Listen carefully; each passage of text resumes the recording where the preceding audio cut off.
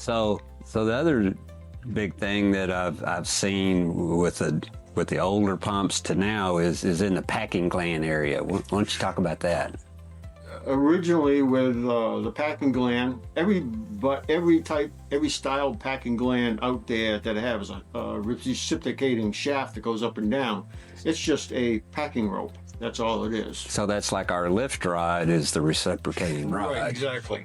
So if you get an impeller on a ship or something, that's all done with a packing rope inside that.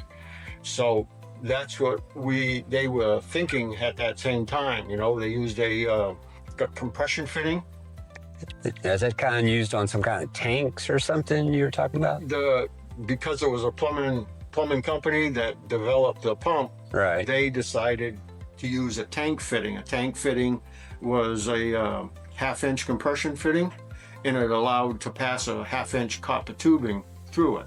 If you went and got a regular compression fitting, half-inch compression fitting, the body of itself would only be 3/8 diameter. This here was a half-inch diameter. So there was no drilling involved. There was no more machining involved to get our rod to pass through that. So that's why we use that design.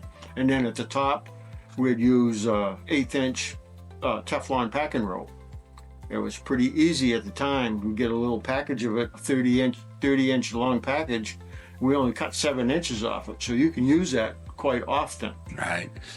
So what caused you to move from that to where you are now? The packing gland, the cup seal, the little fitting, the brass fitting, the top cap would keep wearing out, and eventually we would just well, we got to find something different to use, and we were thinking about going from the O-rings in the piston to cup seals, because every hydraulic cylinder that I've always been used with was all cup seals. Right.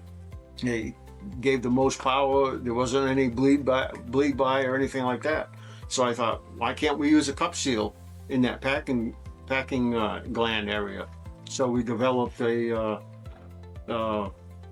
design for that. The original packing gland was a brass cap. We used to thread the top of the pump, and we had that brass cap on there. And then we had to use the compression fitting had to be silver soldered into the brass cap.